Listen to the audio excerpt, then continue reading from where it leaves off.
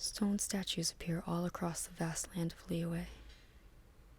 Most were built by locals who prayed to them for their favorable weather and peace steadfast as the mountains. But it is claimed that some have a much more ancient history.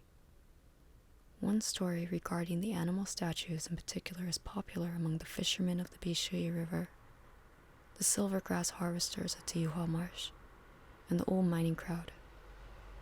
They say that in some corners of the land, ancient stone beasts wake at night in the cool of the fall and look around at the world that has slowly become alien to them. Hearing the sound of frogs and insects greeting them, they respond with deep, soulful cries from their petrified throats. Then, they roam around Liyue, inspecting once more the land they used to protect. To my knowledge, no one has ever witnessed a stone beast in motion firsthand. However, local residents who know the territory extremely well have long observed and accepted the phenomenon that the animal statues can change location and posture overnight. Meanwhile, light sleeping campers often report hearing a sound in the middle of the night that is like flowing water, only much deeper in tone. As for where these stone beasts originally came from, the elders of Chinsa village say they were illuminated beasts who once fought alongside Rex Lapis in the Archon War. After the war ended, the tide subsided and peace was restored.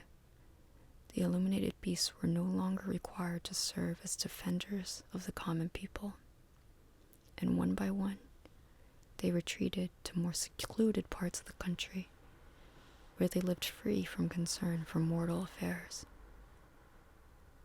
But some illuminated beasts remembered with fondness the glorious days when they served under Rex Lapis, and they pined for the years they protected Liyue. Though they were not of the mortal realm, nor were they immortal, for them too life would one day come to an end. Thus they beseeched Rex Lapis to turn their ephemeral flesh bodies into everlasting stone. The merciful Geo Archon granted their request and made them as such.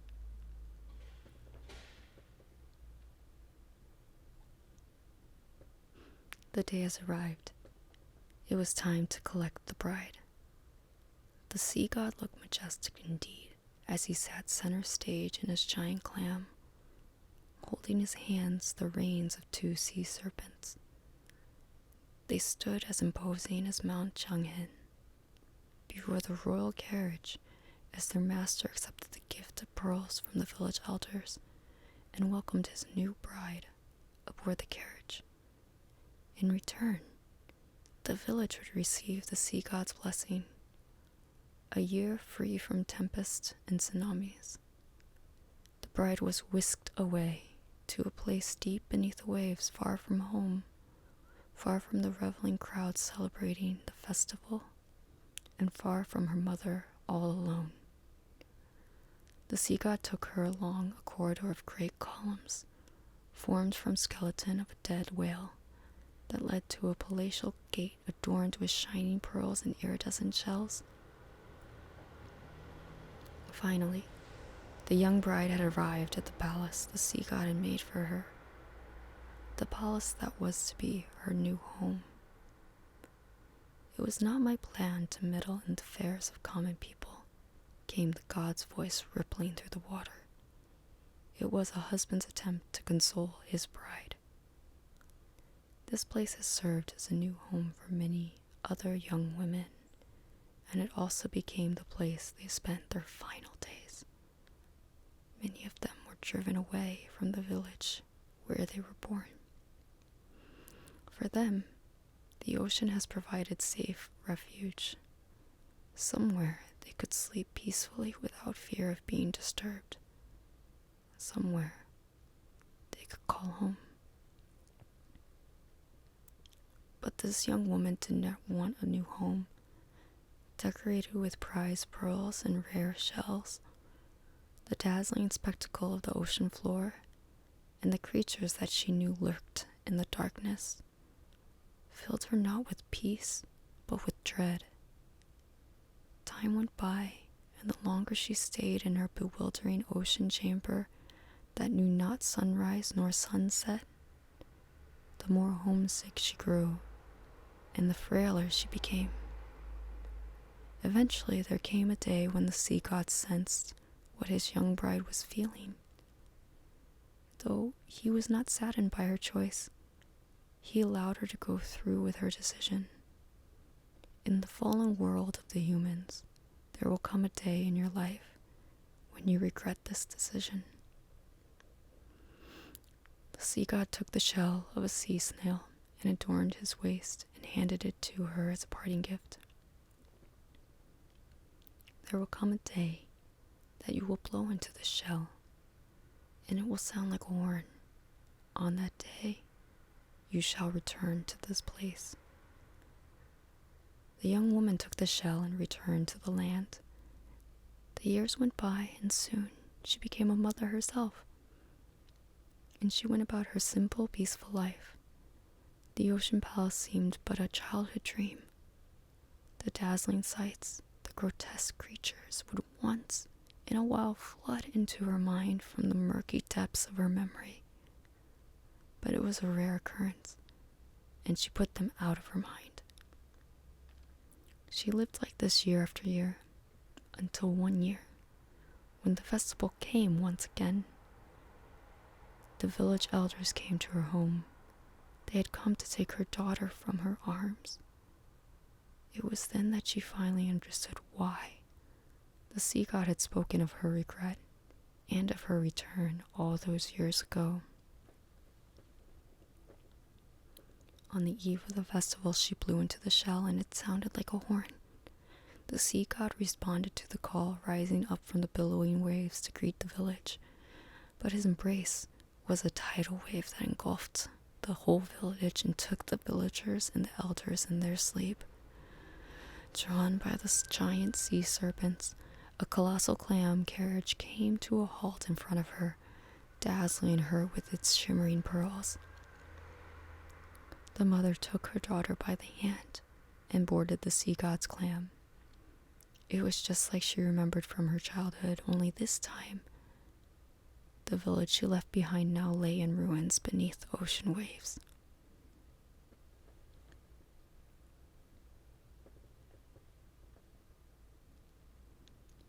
Hiding between the jagged peaks in the north of Mount Jinsha is a slope known as Wulong Hill, a palpably ominous place and the settling of many tales of supernatural phenomena.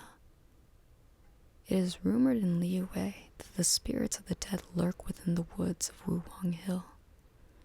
They roam the perimeter of the crypt village, wandering among the withering trees and rotting foliage, eternally yearning for things left unresolved in living years. These floating spirits often entice unsuspecting passerby away from the main path and onto treacherous mountain tracks that lead them tumbling into a river or straight into an ambush of ravenous monsters. It is this phenomenon from which Wulong Hill derives its name. Wulong means prudence in the common tongue, and Wulong Hill is said to be the hill where the prudent are punished. For even those travelers who do not act rashly or impulsively on their journey are doomed to be ensnared by the malevolence that lingers here like the mist in the mountain air. Both innocent villagers and ignorant visitors alike are susceptible to the deception of Wulong Hill spirits, which draw them deep into dark woods where thick mist blots the sky and unknown dangers lurk in the shadows.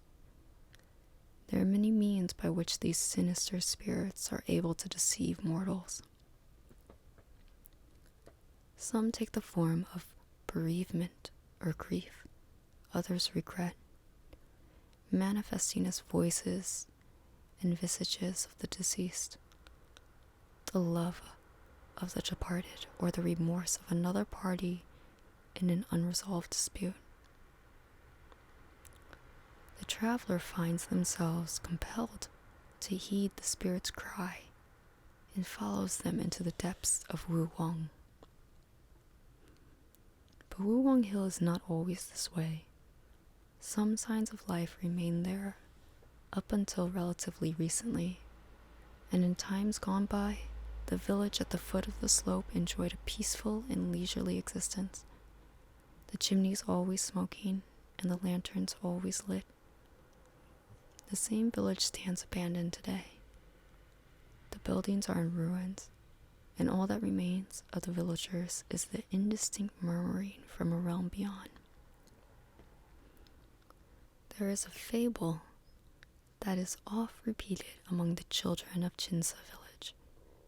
It holds that the young people of Wuwang Hill, enchanted by the whale-like song of a faraway sea monster, all threw themselves into the gently flowing Bishi River in pursuit of false promises and childlike dreams. Along the river they floated, making their way to the Sea of Clouds, where they became one with the waves and lost all memory of the woods and their village on the hill. Their dreams, meanwhile, became the sea monster's song. Generation after generation of young people disappeared this way, until in the end, the sole remaining residents of Wuwang Hill were old and gray. One by one, they left this mortal plane amidst sighs of grief. The bright lights of Liyue Harbor, Rex Lapis's pride and joy, burned ever brighter, while another neglected mountain village turned into a silent ghost town. But unlike the fleeting and fickle human mind, the ever-flowing ley lines remember all. Surging elemental energy takes on spirit form to recreate all the dreams, both fair and foul, of Wuwang Hill's erstwhile residents. Much like a mother who once lost a child and now searches desperately for their irretrievable past for a way to bring everything back. The ley lines, albeit unconsciously, repeatedly recreate the past and those who inhabited it. The way each looked, the way each child cried, the way the elderly would sigh in their twilight years, each moment of joy and each moment of sorrow, and like the hypnotic song of the great creatures of the deep sea, it unintentionally lures toward it any nostalgic soul who would dare trespass here.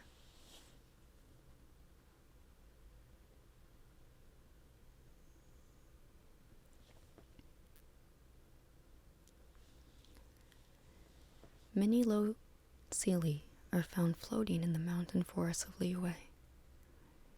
These glowing spirits are unfailingly found hovering in the mountain mist, in the ruins of ancient cities, or in crumbling, decrepit villages. Should a vision bearer draw near, the Sealy will guide the way for them, leading them to long-hidden treasure or unfathomably ingenious mechanisms. The people of Liyue believe these tiny, silent spirits to be auspicious sightings, the souls of either departed adepti or unnamed benevolent gods of old. Others believe they are the echoes of strangers without kin, lingering in the mountains to guide lonely, lost visitors onto the path back home. Another old legend, told in the mountain villages, claims that there was once a time, before the adepti had come into being, when the Sealy, who meander in the mountains, knew an altogether different existence, one in which they had beautiful physical forms and possessed great wisdom. That era, when the Sealy roamed the mountains and strolled through the grand halls of the cities of old, is said to date back even further than the days when Rex Lapix fought bitterly against the countless rival gods. At a far-flung moment in the distant past, the ancestor of the Seelie met a traveler from afar, with whom they swore an oath of union witnessed by the three sisters of the Lunar Palace. Just 30 days later, a sudden disaster struck. The Seelie and their lover fled into exile as the world collapsed around them, fleeing until the terribly calamitous situation caught up with and seized them. Their cruel punishment was to be separated from each other for eternity and to have their memories wiped without a trace.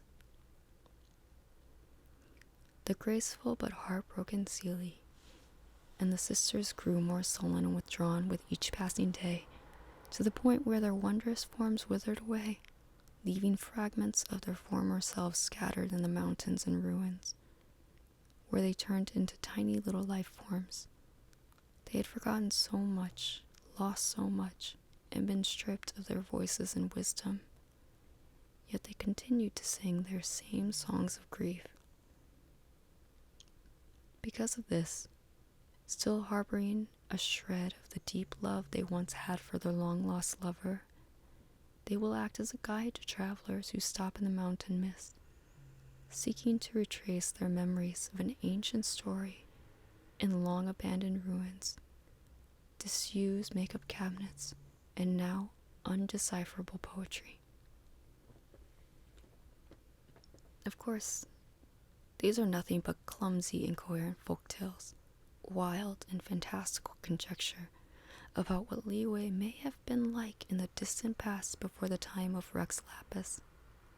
Needless to say, such tales have no credibility whatsoever. The true origin of these sorrowful spirits that meander in the mountains is, however, still widely debated, and no consensus has ever been reached on the topic.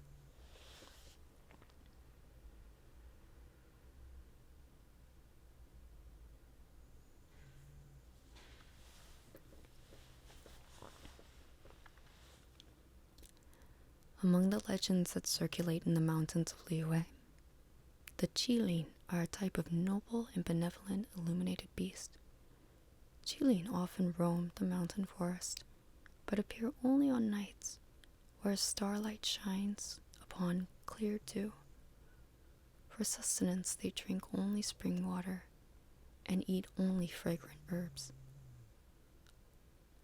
Qilin are gentle, illuminated beasts with graceful and elegance flowing through their veins. It is said that Qilin will never harm living things, refusing even to step on an insect or break a blade of grass. People believe that a Qilin's characteristics, behavior, and their every movement is dictated by an age-old etiquette that has remained unchanged for 1,000 years. Following the barbarous age of the Archon War, many Adepti became unable to continue living among the clamorous world of mortals. As a result, and under the direction of Rex Lapis, they withdrew themselves from society to live in seclusion in the bamboo groves and mountains. No longer would they interfere in the human world, content instead to enjoy a realm of mountains and water and pursue their own interests. Yet some illuminated beasts, they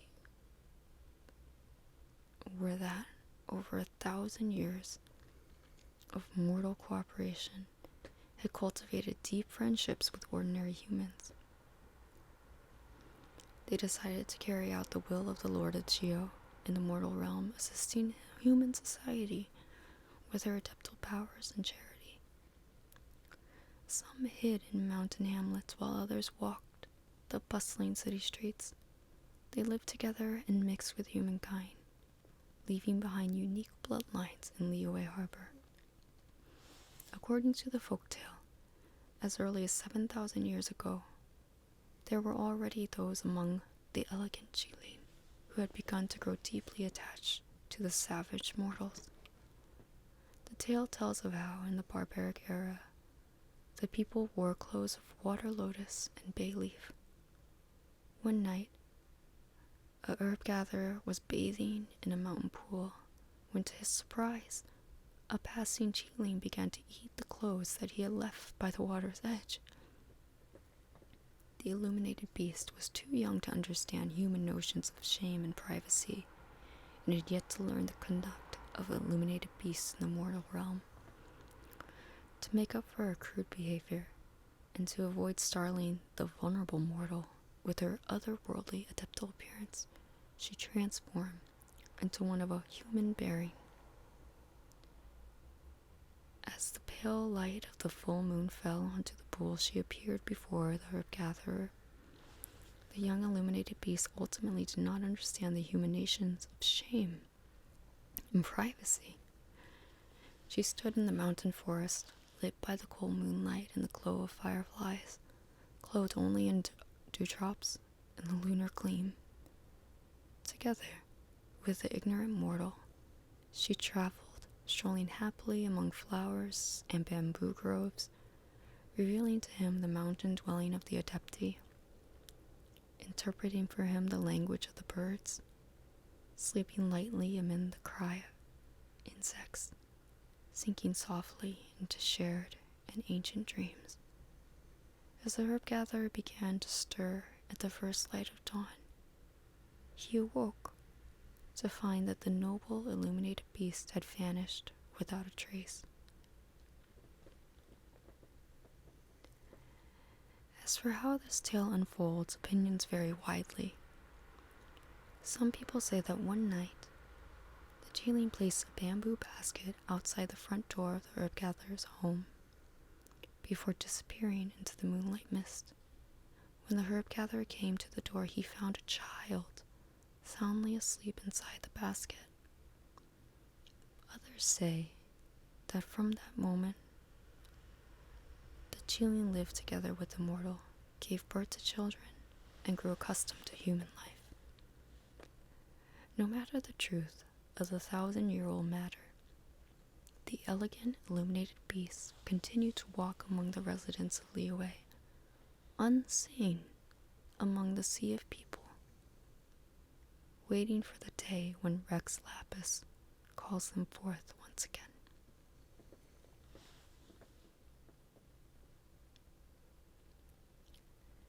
In the valley northwest of Liyue Harbor and south of Nanchunmin lie many silent ancient ruins. One of these areas is known as the Jueyun ruins. This area is said to have already existed even before the time of the Archon Wars. According to old legends passed by word of mouth, Jueyun means the land to which beauteous jade flees. In a past beyond memory, even when Rex Lapis would still have been young, a star fell from the sky into the barren plains west of Liyue.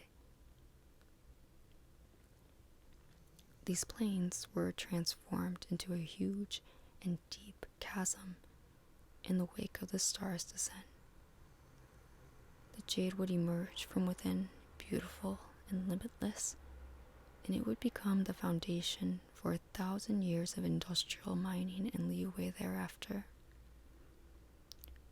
Legend has it that when the nameless star fell, a fragment of it broke off and crashed into the rocks in northern Lisha. As most know, wordless stones harbored soul and spirit, and in manners and times not witnessed by mortal eyes, they watched and listened to the ley line's pulses, the echoes of the alpine springs, and the slow but inexorable movements of the mountains. But unlike the ordinary but enduring stone of the earth, the fragments of the meteorite that fell from heaven had a proud and agitated temper. Later, when countless gods and rulers fought over the appointed celestial seats, and the very stars and abyss themselves faded, tragedy and evil embarred the breath of the waters and mountains. The fallen star could bear this no longer, and heedless of the great chasm's persuasions to stay, it leaped away towards the heavens. As it returned to the skies, the heavenly jade left behind a deep pit, within which humans would build great cities and mighty fortresses, finding refuge and shutting themselves in with the leftover inheritance of that fallen star. Over the tumult and storms of the next few thousand years, the redoubts of the Jueyun Valley stood tall and maintained prosperous relations with Liyue Harbor up till 500 years ago. But with the coming of the Black Calamity and the rise of the Abyss, the residents of Jueyun sealed the ancient city and departed for other lands. None know why these refugees chose to shut the gates of their home, and even the millennia-old Adepti and Yaksha are silent on this matter. And so, the sealed fortress became giant, silent tombs, with naught left in them but the sound of pond water and the wind whistling through empty halls. And thusly too did they come to be called Jueyun ruins by the people of Liyue.